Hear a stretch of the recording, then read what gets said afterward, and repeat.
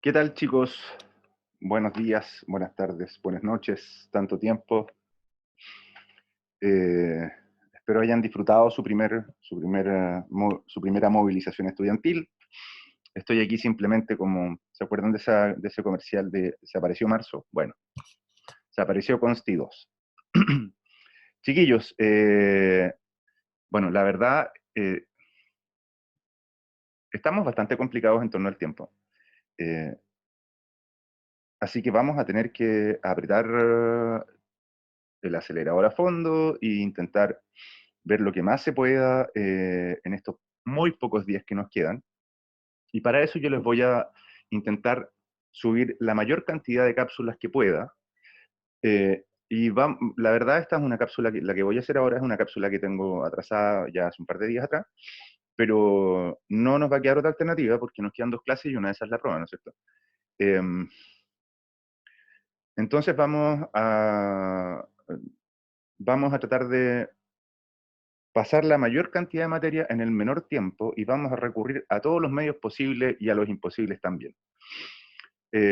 Vamos a cerrar esto como juega el fútbol uruguayo, ¿no es cierto? Es decir, con los dientes apretados y tirando la pelota para adelante. Eh, no nos queda otra alternativa, el paro se extendió más allá de lo que todos habíamos previsto y no se extendió el semestre, así que nos va a obligar a recurrir a estos mecanismos, a pesar de que ya les he ido subiendo a poco, paulatinamente, algunos audios que tenía ahí, otros que hice para los efectos. Hay una serie de trabajos que ustedes debiesen haber desarrollado durante este periodo. Así que bueno, vamos a tratar, por lo menos en lo que a mí respecta, intentar darlo todo para efectos de entregarles el mayor nivel de conocimientos posible atendida a estas circunstancias. Bueno, en este segundo, habiendo dicho eso, bueno, mañana, el día lunes, vamos a conversar sobre cómo vamos a cerrar esto, qué ejercicios o cosas vamos a hacer, vamos a dedicarnos más bien a cosas más de carácter procedimental, más que hacer clases en sí mismas. Pero recuerden ustedes que la materia, por lo menos de la prueba, ya se encuentra para ustedes disponible hace bastante rato. En fin, mañana, o sea, el lunes vamos a poder hacer preguntas en el caso de ser necesario. Eh, pero bueno, sí, ese es el escenario, así que hay que, al mal tiempo, buena cara, dicen, ¿no es cierto? Bueno, habiendo dicho eso, voy a hacer este breve audio explicativo para cerrar la materia relativa a las igualdades, cosa que ustedes ya estudiaron, pero simplemente para orientar, digamos, el estudio que pudiese faltar. Eh, en relación a esta materia que es fundamental para efectos y que por supuesto entra en la evaluación de la prueba, ¿no es cierto? Recuerden que hasta ahora nosotros estamos siguiendo como libro de referencia o bibliografía básica el texto del profesor Sea, quien trata con bastante desarrollo las igualdades, todas las igualdades, y vamos a seguir en eso o vamos a seguir con Sea, salvo que yo les indique un texto distinto, cosa que lo más probable es que no va a suceder, ¿ya? Nos quedan todas las libertades, no sé, vamos a hacer lo mejor posible para cerrarlas, pero en definitiva, volvamos a lo nuestro, volvamos a cerrar las igualdades. En el audio anterior que les dejé hace un par de días atrás, les hablé de la igualdad como valor, como principio y como norma, y nos metimos y cerramos con la igualdad ante la ley, artículo 19, número 2 de la Constitución. Para aquellos que creen o dicen que ¿para qué estudiamos esto? Porque la Constitución va a quedar sin vigencia. Les comento desde ya de que esto se traspasa íntegramente al texto constitucional, en consecuencia va a ser parte de la Constitución en el caso de ganar la opción apruebo, así que no están estudiando de más. Muy por el contrario. Eh, ya vimos el artículo 19, número 2, hablamos de la isonomía, ¿no es cierto? Hablamos cómo se manifiesta, en qué consiste la igualdad ante la ley, la diferencia entre igualdad y ante la ley. Hablamos de la igualdad entre hombres y mujeres, etcétera, etcétera, etcétera. ¿Ya? Corresponde hoy día que veamos tres igualdades, ¿sí? Que son las que están acá, a ver si les puedo mostrar esto, que son aquellas que están teñidas de púrpura, ¿no es cierto? O morado, que son la igualdad en el ejercicio de los derechos, la igualdad en el acceso a los cargos públicos y la igualdad en el acceso a las cargas públicas. Rápidamente y muy someramente voy a comenzar con la igualdad en el ejercicio de los derechos. Si nosotros nos vamos al artículo 19, número 3, nos vamos a encontrar que el artículo 19, número 3 establece un sinnúmero de normas relativas al procedimiento, ¿no es cierto? Al proceso. Es decir, la igualdad entendida como en el acceso a la justicia. No sé si me explico con eso. Eh, y en la protección de los derechos. Es decir, es aquí donde se consagran constitucionalmente aquellas normas, aquellas disposiciones fundamentales en torno a el justo y debido proceso. Este artículo, el artículo 19, número 3, debe necesariamente relacionarse con el artículo 19, número 7.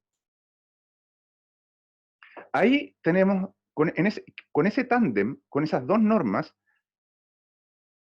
establecemos las reglas básicas del debido proceso, ¿ya? Pero aboquémonos por lo pronto en el artículo 19, número 3, ¿ya? El artículo 19, número 3, lo que hace básicamente es establecer las garantías básicas procesales, ¿ya? Y reconoce en sus numerales o en sus incisos, por una parte, el derecho a la defensa, ¿sí? Eh, la garantía de legalidad del tribunal, tercero, un derecho que es fundamental, de los más básicos, de los más nucleares, de los derechos fundamentales, que es la garantía del debido proceso, que ya lo voy a explicar rápidamente, sino simplemente estamos haciendo un paneo genérico en términos de qué es lo que contiene el artículo 19, número 3 hasta ahora. Entonces, hemos dicho, por una parte, el derecho a defensa, la legalidad del tribunal, ¿sí? El principio del juez natural, no sé si se acordarán de eso, el debido proceso, la presunción de inocencia,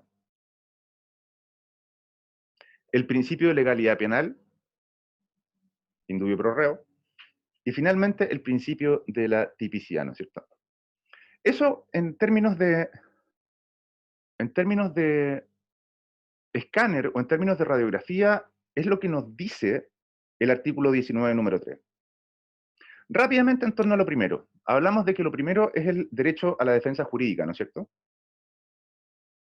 Y el artículo 19, número 3 nos dice que toda persona tiene derecho a la defensa jurídica y que la ley arbitrará los medios para otorgar asesoramiento y defensa jurídica. La verdad es que este derecho se garantiza a través de distintos mecanismos. Podemos distinguir así en términos muy generales, en materia penal, por ejemplo, se garantiza a través de la Defensoría Penal, que es aquella institución que brinda defensa a quienes no pueden, defensa en materia penal, a aquellos que no pueden proporcionársela por sí mismos, ¿no es cierto? Y se reconoce como una institución dependiente del Ministerio de Justicia que establece un número de abogados que tramitan causas de materia penal y que son aquellos que permiten a través de su desempeño el establecimiento de un debido procedimiento en materia penal, ¿cierto? Porque defienden a aquellas personas que están siendo acusadas por la Fiscalía. En materia civil, nos encontramos con que también en materia civil y de familia, nos encontramos que este principio también se expresa o se manifiesta, y se manifiesta a través de una institución que todos ustedes van a conocer si es que se titulan como abogados. Y esa institución es la Corporación de Asistencia Judicial. Y la corporación se dedica a brindar asistencia jurídica a aquellas personas que carecen de los medios para proporcionarse a sí mismos un abogado que los defienda en materias tanto de familia como en materias de derecho civil, ¿cierto? Y incluso se establece la garantía del privilegio de pobreza.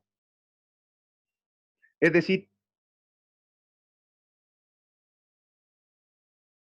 aquel derecho que tienen aquellas personas que no cuentan con los recursos suficientes para efectos de realizar las tramitaciones judiciales, para que ellas sean realizadas de manera o de forma gratuita. ¿Ya? Vamos entonces con el segundo de los derechos consagrados en el artículo 19, número 2. El segundo dijimos que era la garantía de legalidad del tribunal. ¿Qué significa la garantía de legalidad del tribunal? Por una parte, significa que quien debe juzgar es aquel órgano que legal y constitucionalmente, tiene atribuciones de carácter jurisdiccional. Porque incluso agrega que nadie puede ser juzgado por comisiones especiales. Y además de eso, el tribunal que juzga debe estar establecido con anterioridad, ¿cierto? Esto no significa que necesariamente no existan otro tipo de competencias o fueros especiales, como por ejemplo pasa con la jurisdicción militar, que es un tipo de jurisdicción especial, pero que se aplica exclusivamente para los militares. Esta idea de el juez natural implica que el órgano jurisdiccional debe estar establecido con anterioridad a los hechos que juzga. ¿Se acuerdan cuando hablábamos de los juicios de Nuremberg? Bueno, ese es un ejemplo de cuándo no se cumple con este principio. ¿Qué más nos dice el artículo 19, número 3?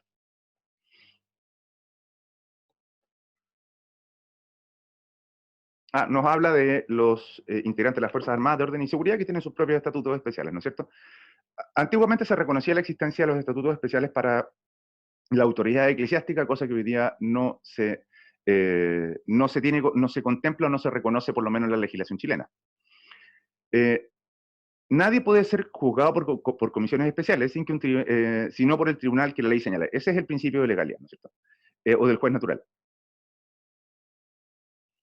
En el inciso cuarto, nos señala que toda sentencia de un órgano que ejerza jurisdicción debe fundarse en un proceso previo, legalmente tramitado, y corresponderá al legislador establecer las garantías para un justo y racional procedimiento.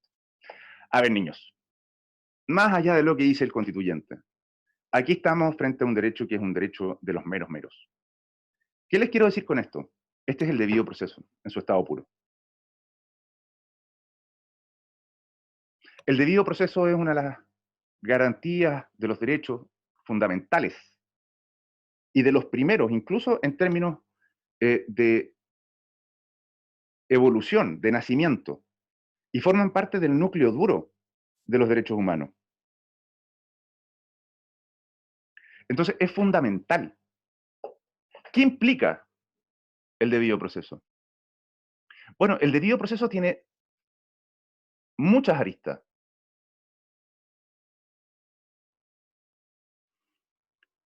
Implica, por ejemplo, aun cuando la Constitución no lo señala de esa manera, que nadie puede ser considerado o tratado como culpable mientras no exista una sentencia judicial que así lo establezca y donde no exista ningún tipo de recurso pendiente. Es decir, todos somos inocentes mientras no se demuestre lo contrario en virtud de un procedimiento legalmente tramitado. La Constitución de 1980 no establece claramente el principio de la presunción de inocencia, sino que lo consagra de manera negativa. Es decir, no se podrá, y nos dice de una manera muy rara, que no se puede presumir de derecho la responsabilidad penal. Entiéndanlo de la manera positiva, véanlo como un negativo. Es decir, lo que hay aquí detrás es básicamente la presunción de inocencia, que es una cuestión fundamental que va asociada al derecho a guardar silencio y a todos los derechos procesales. Ojo, que el debido proceso no solo se aplica en materia penal, se aplica en todos los procedimientos en todos los órganos y procedimientos que tengan atribuciones jurisdiccionales. ¿Me explico? Tanto en civil, administrativa, de familia, pero evidentemente se nota más en materia penal. ¿Qué es lo que implica la presunción de inocencia? Ya sabemos lo que es, pero ¿qué es una presunción? Recuerden que la presunción es un medio de prueba, que lo que nos establece es que desde un hecho cierto, un hecho probado, ¿cierto? Yo colijo o entiendo de manera racional un segundo hecho no probado. No sé si me explico con esto. Es decir, de un hecho que es un hecho cierto, un hecho establecido, yo deduzco racionalmente las consecuencias de ese hecho. ¿cierto? Y recuerden ustedes que nos enseñaron en Derecho Civil, en teoría de la prueba, que existen dos tipos de presunciones, las presunciones de derechos y las presunciones legales. Las presunciones de derechos son aquellas que no admiten prueba en contrario, mientras que las presunciones legales son aquellas presunciones que sí admiten prueba en contrario. Es decir, yo puedo probar que lo que presume la ley no es correcto, porque en definitiva la presunción lo que hace es dar vuelta a la carga de la prueba.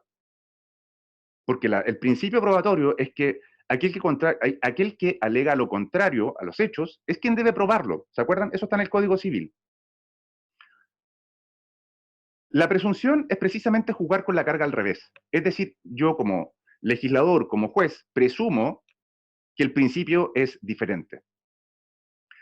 En materia penal, la verdad es que no solo en materia penal.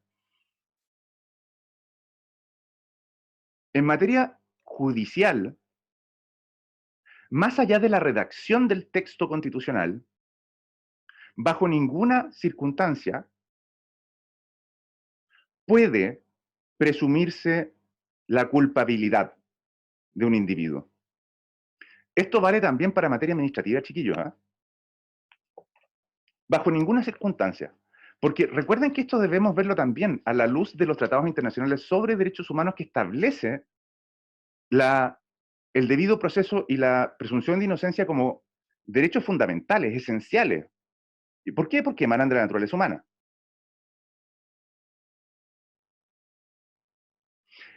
Y finalmente, recuerden que la lectura del artículo 19, número 3 debe hacerse necesariamente en relación al artículo 19, número 7. El constituyente nos dice dos cosas. Para cerrar,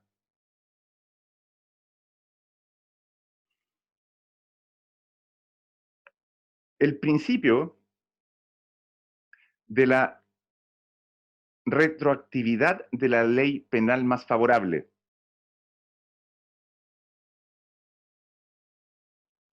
Es decir, la regla general es que la ley rige solo para lo futuro, pero excepcionalmente aquellas que establezcan penas o sanciones pueden tener efecto retroactivo en la medida que favorezcan al afectado.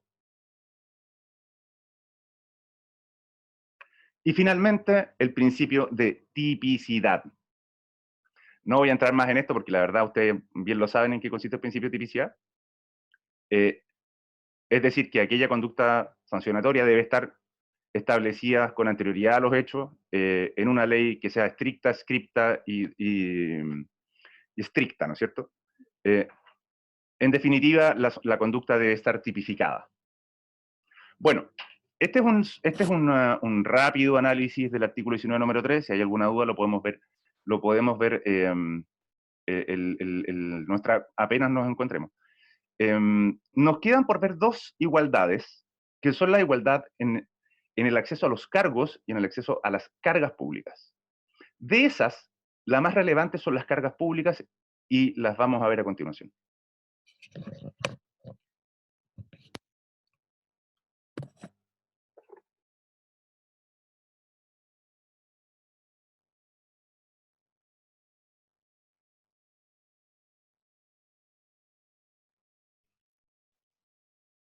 Ya, chiquillos, vamos con la última parte entonces.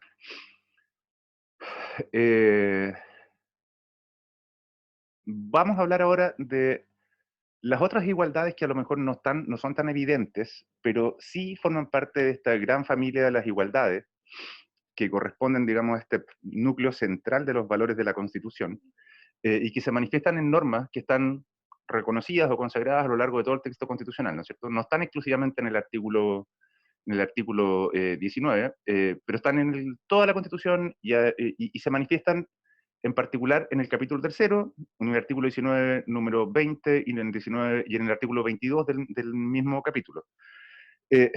Me estoy refiriendo a la igualdad en las cargas y cargos públicos. Vamos a hablar de las cargas públicas.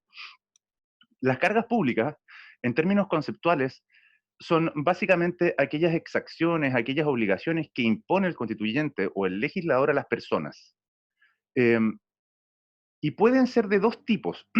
Pueden ser personales o reales. Las cargas reales son aquellas que recaen sobre ciertos bienes de las personas, mientras que las personales o servicios son aquellos que recaen sobre ciertas actividades. Ya les voy a dejar clara la distinción. Partamos por las cargas reales. Nos vamos a encontrar con que las cargas reales se encuentran establecidas en el artículo 19, número 20, y nos hacemos referencia inmediatamente a los tributos. Esta es una norma de orden público económico, que es la que consagra las bases del sistema tributario chileno, ¿ya?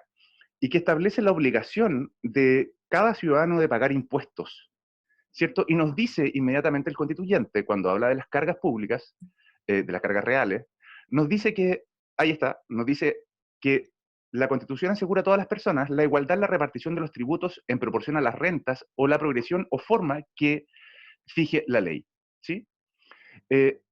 Los tributos son básicamente exacciones, son obligaciones, son contribuciones que el Estado impone a los ciudadanos para efectos de financiar las distintas actividades y políticas públicas del Estado. Todos pagamos impuestos, todos.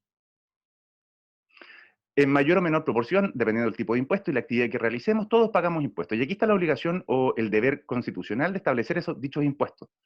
Por supuesto, tenemos que relacionarlo con toda la rama de normas que establecen impuestos, en particular el Código Tributario, y una multiplicidad de normas que establecen tributos a los ciudadanos. ¿Ya? Los tributos son principalmente en dinero. No conozco ningún otro tipo de tributos que no sean dinero, pero bueno, puede ser que haya alguno que se me pase, digamos, yo no soy experto en materia tributaria. Pero el artículo 19, número 20, nos establece la obligación o el deber de los ciudadanos y la obligación del Estado de contribuir a esta idea de comunidad a través del pago de impuestos. Y nos dice además, cerrando la norma constitucional, nos dice que estos impuestos, los tributos que recauda el Estado, entran a un fondo que es un fondo único, ¿ya? Los impuestos no pueden tener un fin determinado. Hay una excepción, porque la otra está derogada. El primero dice relación con los tributos de carácter regional o municipal que se establecen en las leyes respectivas y que la verdad no conozco ninguno, ¿ya? Eh, si nosotros nos vamos a la idea de tributo, nos vamos a encontrar de que estos pueden ser directos o indirectos y proporcionales o progresivos. Son dos clasificaciones distintas. ¿Cuáles son los directos? Los directos son aquellos que graban o que se establecen directamente o vinculados inmediatamente al dinero o a la riqueza de las personas. Mientras que los segundos son aquellos que graban o se establecen en relación a lo que las personas hacen con dicha riqueza. Lo explico inmediatamente. Un tributo directo es la renta, que no todos estamos obligados a pagar, sino que aquellas personas que ganan más de cierto monto están obligados a pagar renta. ¿Ya? ¿Qué es lo que graba directamente la actividad? El trabajo.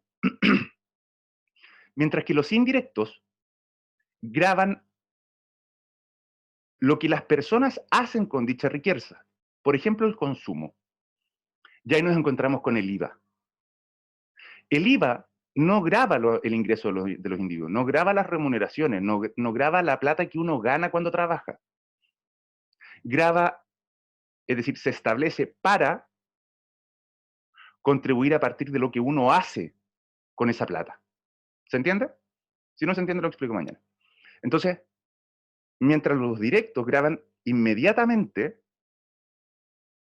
la riqueza, lo que uno genera, los segundos, los indirectos, no graban directamente la riqueza, sino que las actividades que yo hago a partir de esa riqueza o esa remuneración ya generada. Y el IVA es un ejemplo de los segundos, al igual que el impuesto sobre la herencia, ¿cierto? Una segunda clasificación es la que distingue entre impuestos proporcionales y o impuestos progresivos. Los impuestos proporcionales son aquellos que se denominan también de base única. El IVA, por ejemplo, que es el 19%. Todos pagamos IVA por la misma cantidad. Mientras que la renta es un impuesto de carácter progresivo, porque se paga en proporción a la cantidad de plata que uno gana al desarrollar sus actividades profesionales. Y se establece progresivamente la tasa, ¿sí? Es decir, aquellos que ganan más están obligados a contribuir más, porque se entiende o subyace la idea de que están en mejores posiciones para efectos de contribuir con una mayor proporción que el resto de la población. Por eso, la tasa del impuesto a la renta va subiendo en la medida que va subiendo tu renta. Cosa que no pasa con el IVA. Entonces, nos encontramos con estos dos tipos de impuestos, o de estas dos grandes clasificaciones. Los directos, que graban directamente o inmediatamente la riqueza, y los indirectos, que no graban la riqueza, sino que qué es lo que se hace con dicha riqueza.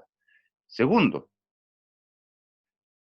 en relación a la base, pueden ser de base amplia, como por ejemplo estándar para toda la población,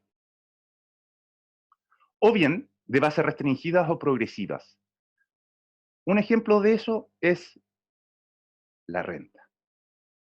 ¿Qué más en relación a lo que nos establece el artículo 19, número 20?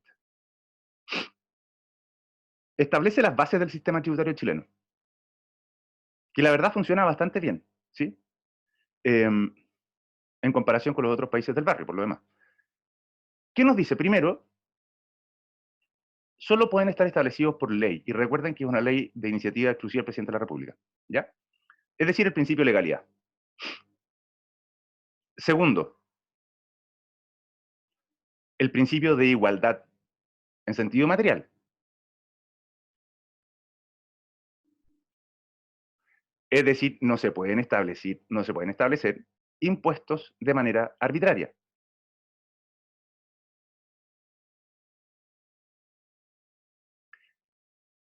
Tercero, el principio de justicia o proporcionalidad.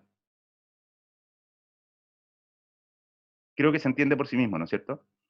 Todos contribuimos a esta sociedad. Todos cooperamos, ¿se acuerdan lo que decía Rawls? De acuerdo a nuestras propias oportunidades y talentos, ¿no es cierto? Porque aquellos que tienen más tienen que contribuir y aportar para ayudar a aquellos que están más rezagados en la carrera de la vida. Y finalmente, un cuarto principio es el principio de no afectación.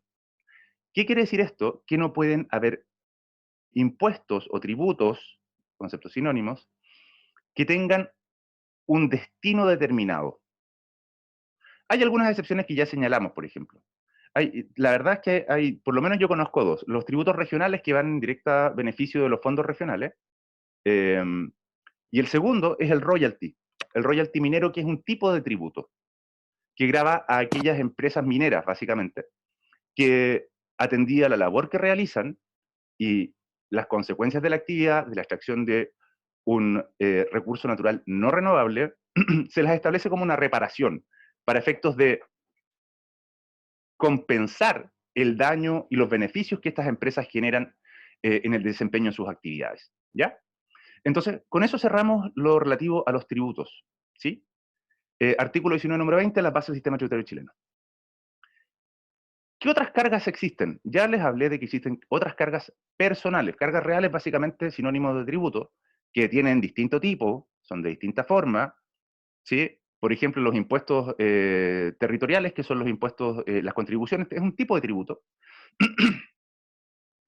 y es un tributo de carácter real, evidentemente, porque graban un bien, ¿sí? Pero también existe lo que se denominan las cargas personales, es decir, aquellas que se establecen para las personas, ya no para el patrimonio, sino que para las personas. Y una de estas cargas, hay varias, pero una de estas cargas personales es algo que todos los varones mayores de 18 años tuvimos que hacer.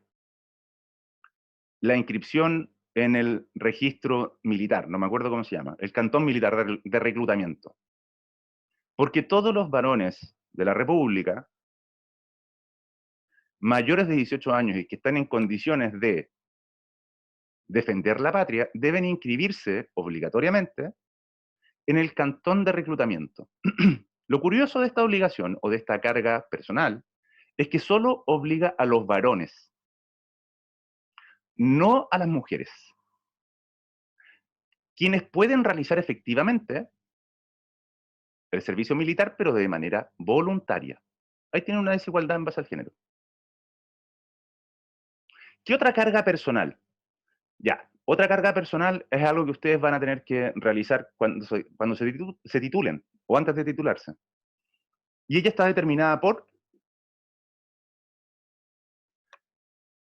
la práctica obligatoria en la Corporación de Asistencia Judicial. Todos quienes egresan, ya sea de la carrera de Derecho, ya sea antes o después de su examen de grado, están obligados a trabajar gratuitamente en las corporaciones de asistencia judicial para contribuir a la República.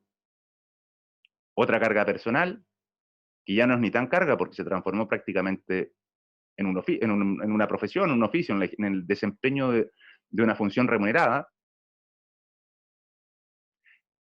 es ser vocal de mesa.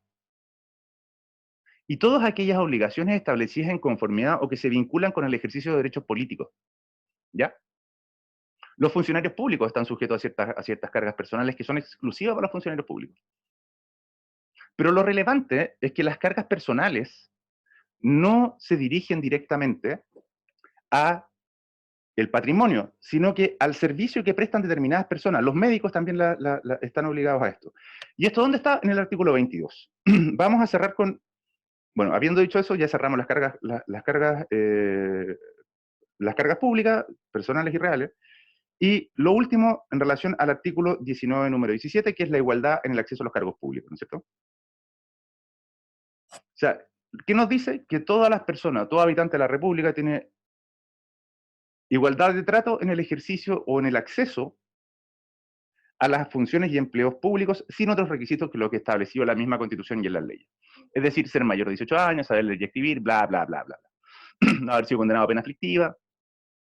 Esto necesariamente tenemos que relacionarlo con el artículo 8º de la Constitución, con la función administrativa, por supuesto, del presidente de la República, en quien recae también la dirección de la administración del Estado. El artículo 8º que define y establece los principios de la función pública, y en el artículo 38 que establece las bases de la administración pública del Estado, ¿cierto? Entonces, el funcionario público es aquella persona que realiza la función pública, que es básicamente la función que está subordinada a la función política y es la que hace andar todo el aparataje del Estado. Eso lo van a ver en administrativo, así que yo con esto doy por cerrada esta breve introducción al tema y nos reencontramos apenas podamos. Y si hay alguna duda o consulta, por supuesto, no dejen de hacerla. Que estén muy bien, chicos. Nos vemos.